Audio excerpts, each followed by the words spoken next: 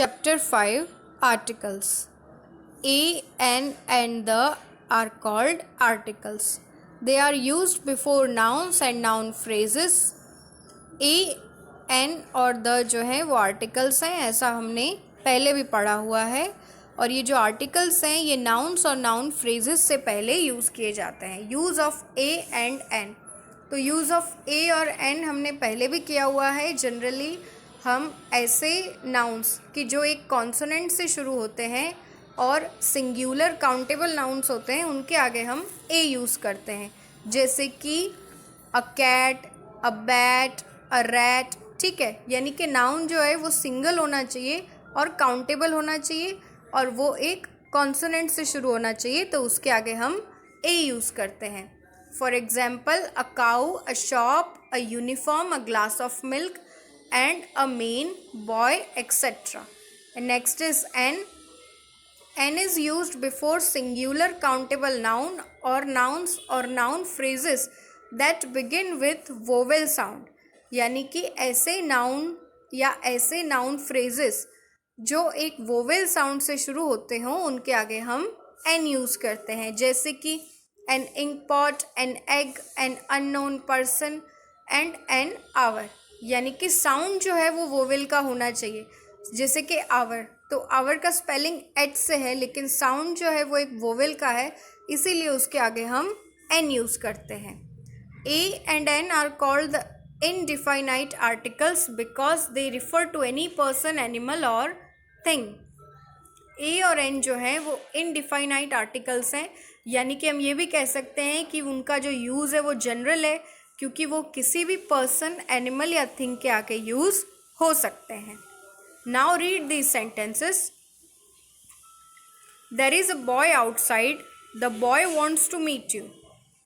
The dress you wore to the party was lovely. The word the is also an article, but it speaks of something that is definite. The is said to be a definite article because it points to a specific or definite noun. It can be used with singular noun as well as plural nouns. तो ए और an जो हैं वो ज़्यादातर सिर्फ singular nouns के साथ ही use होते हैं, लेकिन जो द है वो डेफिनेट नाउन के साथ यूज़ होता है और वो सिंगुलर और प्लूरल दोनों ही नाउन्स के साथ वो यूज़ किया जाता है। Let us now learn when we use the definite article the. We use the to refer to a noun that has already been mentioned. The हम वहाँ पर यूज़ कर सकते हैं ऐसे नाउन के आगे जिसका मतलब जिसके बारे में पहले से हमें बात की गई हो, या यानी कि सेंटेंस में जो पहले से आ चुका हो या जिसके बारे में पहले भी बात हो चुकी हो। For example, there once lived a woman, the woman was poor. So पहले ये यहाँ पे दो सेंटेंसेस हैं, तो दो फर्स्ट सेंटेंस में लिखा है कि एक बार एक औरत कहीं रहती थी, और सेकंड सेंटेंस में लिखा है कि वो औरत जो थी वो पुअर थी। तो जब पहले वुमन के बारे में हम उसको डिस्क्राइब किया गया है और सेकंड टाइम जो है फिर से उसके बारे में बात की गई है, तो जब ये सेकंड टाइम हम एक ही चीज़ के बारे में बात करते हैं तो तब वहाँ पे हमें द यूज़ करना होता है। Next is he has 2 kids, a boy and a girl. The boy is 3 and the girl is 5। तो अगेन पहले सेंटेंस में द बॉय और गर्ल दोनों के बारे में बात की गई है और फिर से उनको और डिस्क्राइब किया गया है कि जो बॉय है वो 3 year old है और जो गर्ल है वो 5 year old है, इसीलिए दोनों के आगे यहाँ पे द यूज़ हुआ है। Next is we use the to refer to a noun that we know that the listener knows. The ऐसे नाउन्स के आगे भी यूज़ किया जाता है जहाँ ये अज्यूम किया जाए कि जो लिसनर है, यानी कि जो लोग आपकी बात को सुन रहे हैं, वो उस टॉपिक के बारे में पहले से जानते हैं। For example, the apples that you bought yesterday were rotten, यानी कि जो एप्पल्स तुमने कल खरीदे थे वो सड़े हुए थे, यानी कि ख़राब थे। Next is did you put away the keys safely. क्या तुम कीज़ यानी कि चाबियों को सही से रख सकते हो। We use the with adjectives in the superlative degree, यानी कि द का जो यूज है वो हम सुपरलेटिव डिग्री में भी करते हैं।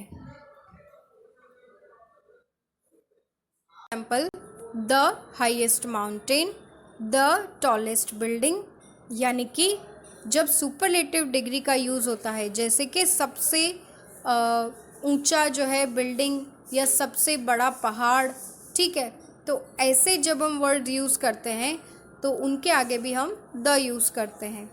Next, we use the with the names of mountain ranges, river, seas and oceans, यानी कि हम जब माउंटेन रेंज, रिवर, सी और ओशन के बारे में सेंटेंस में कहीं भी आता है तो उनके आगे भी हमें द यूज़ करना है। For example, the Himalayas, the Arabian sea and the Ganges. Next, we use the when we refer to things that are unique, जो चीज़ें वन ऑफ अ काइंड हों यानी यूनिक हों उनके आगे भी हम द यूज़ करते हैं, जैसे कि the moon, the sun, the earth. Next, we use the before a singular countable noun when it represents the whole class it belongs to.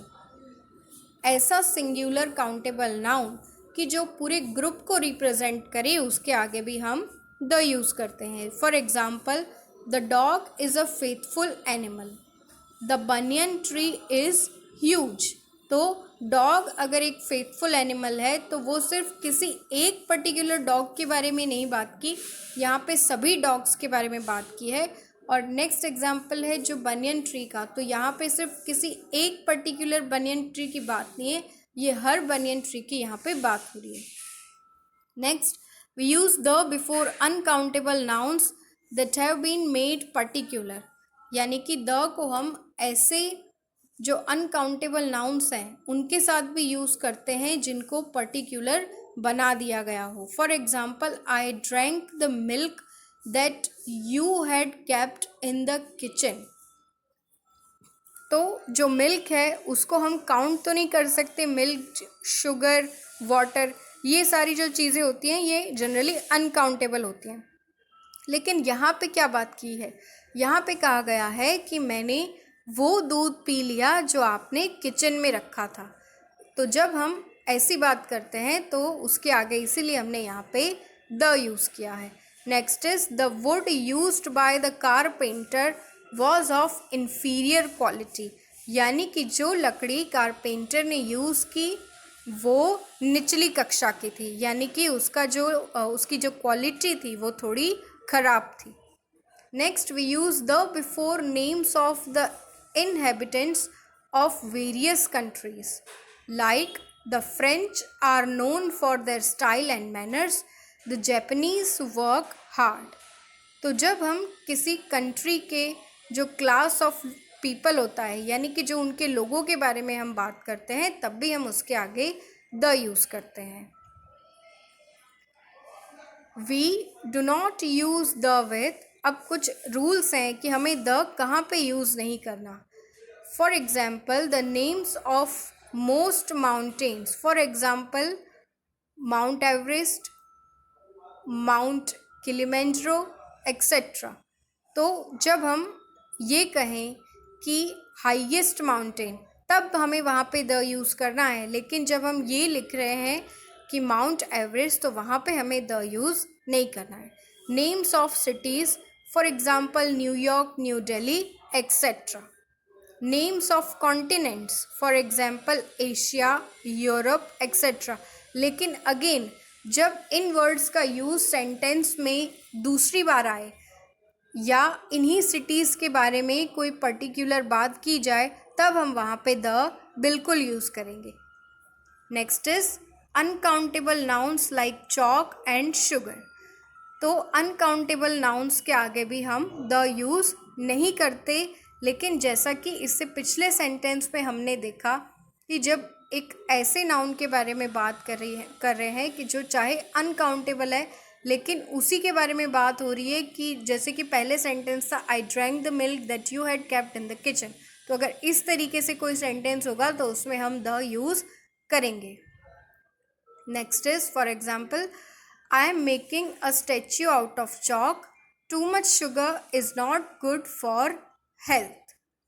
Next, abstract nouns, for example, honesty, advice, etc. Many proverbial phrases: by land, by bus, at home, in hand, etc. Next is some materials like gold, silver, paper, etc. So the bride's jewelry was made of gold, the flowers were made of paper. यहाँ पे हमने इन चीज़ों के साथ हमको the use नहीं करना है, लेकिन अगर यही चीज़ें सुपरलेटिव डिग्री में आती हैं या जिन चीज़ों की बात की गई है अगर वो सेंटेंस में दोबारा यूज़ होती हैं तब हमें वहाँ पे द यूज़ करना है. Next is the names of games and languages. तो गेम्स और लैंग्वेजेस के नेम्स के आगे भी हमको द यूज़ नहीं करना है. For example, I am learning to speak French and I play cricket with my friends.